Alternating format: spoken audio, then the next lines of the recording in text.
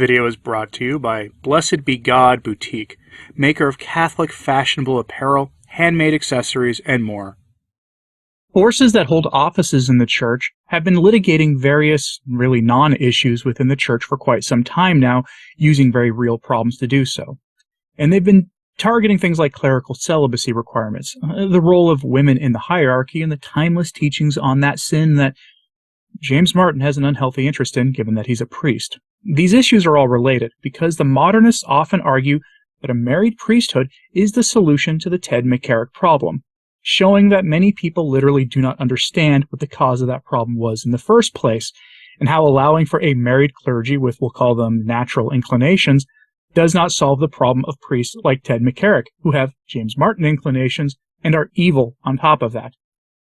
The two problems are not related to each other, but people conflate the issues and think the nuptial sacrament and engaging in activities of the flesh suitable to the married state will solve this problem and the larger vocations crisis in the church. That misunderstanding looms over a story that broke in the news this past week that hasn't really gotten enough attention.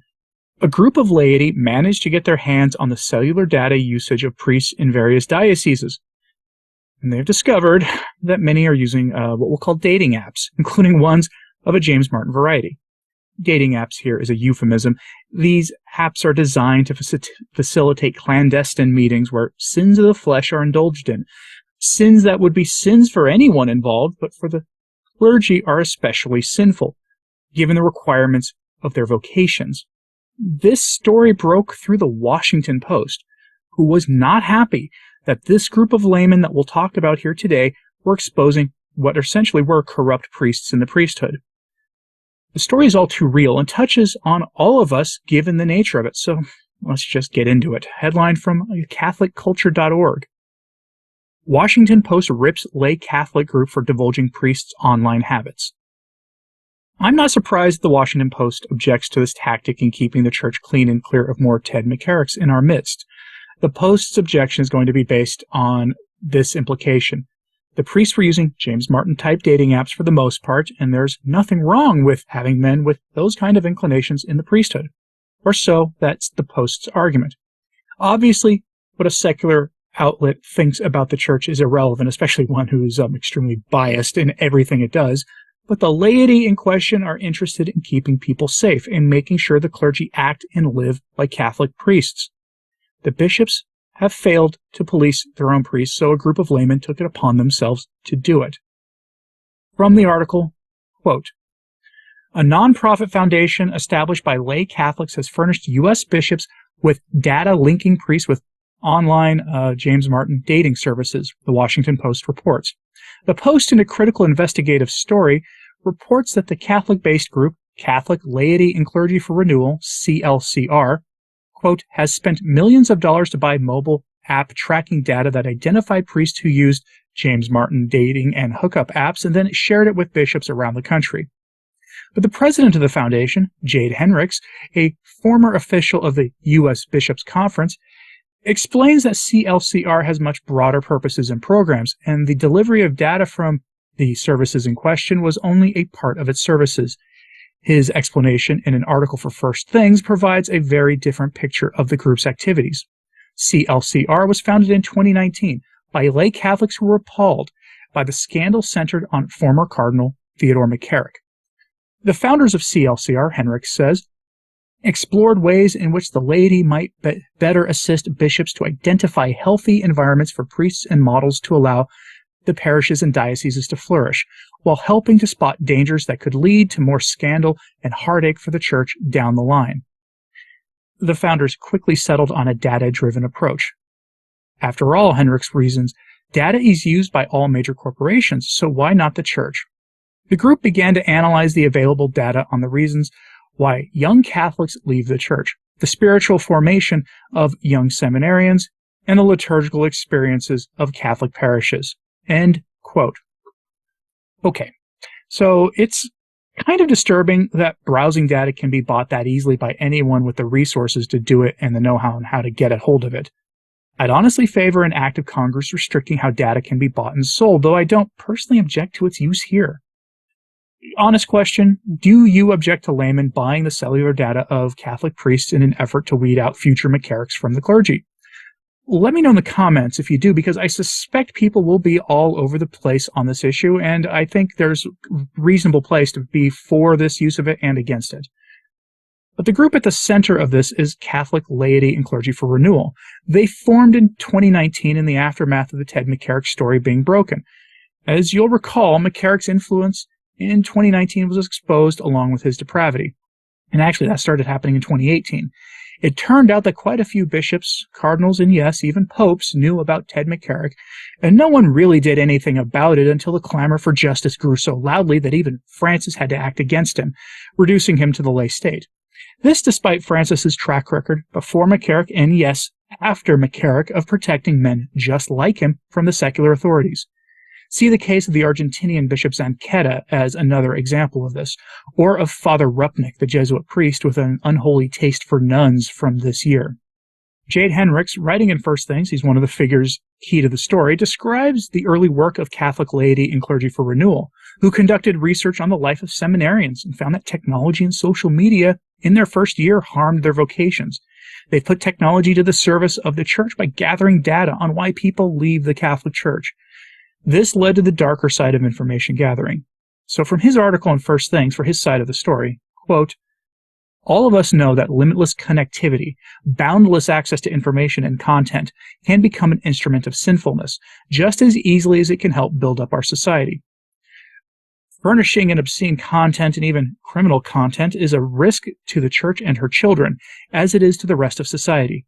Indeed, as repeated scandals have shown, the danger is more acute because of the church's privileged position as the guardian of souls and the door of salvation. When we learned legal ways to understand risks to the health of the church beset by technology, including the use of dating apps by clerics, we studied that. We learned some things, and we shared what we learned directly with bishops. Without setting any expectations, we made information available to the leaders of the church. Part of our work, we've now learned, has come to the attention of the Washington Post.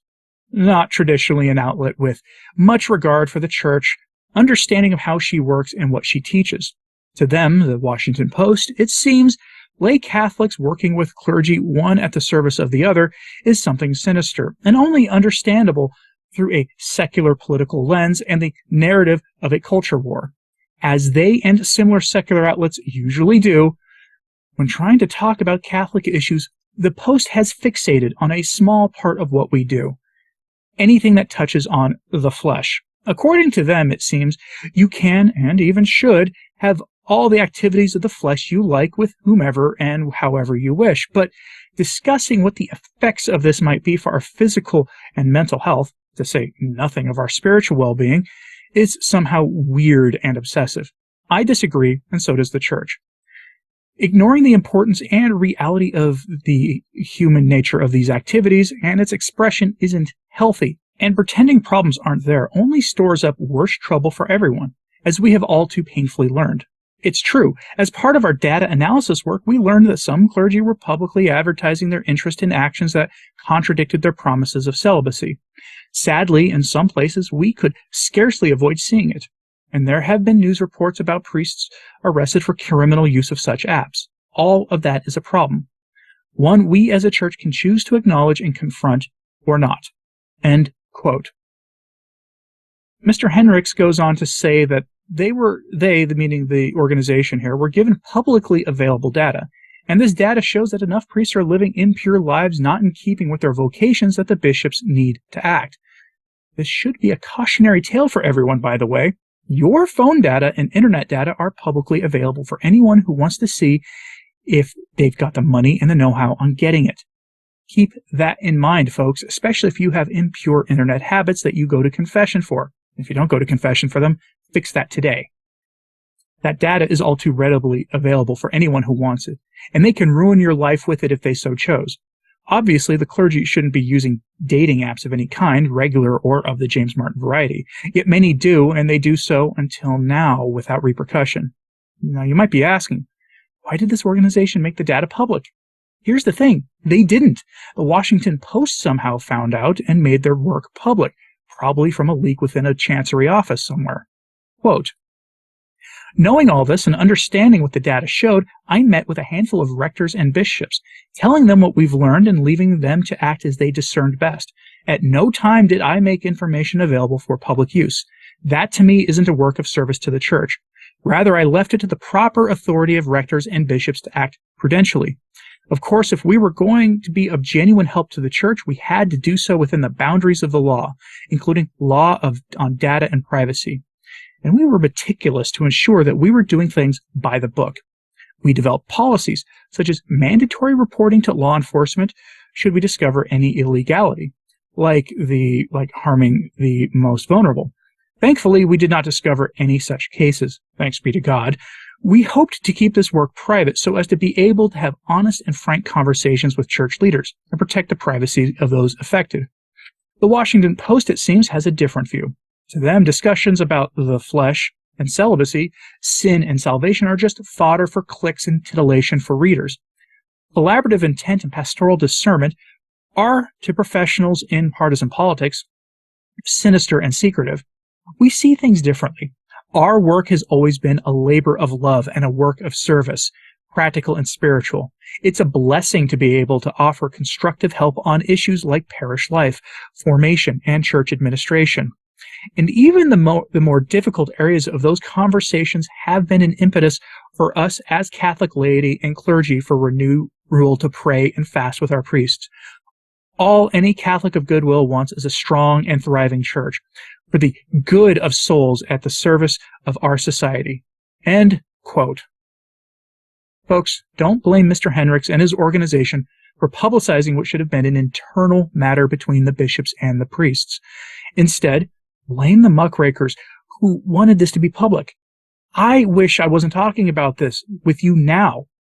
Pray for the laity in this organization.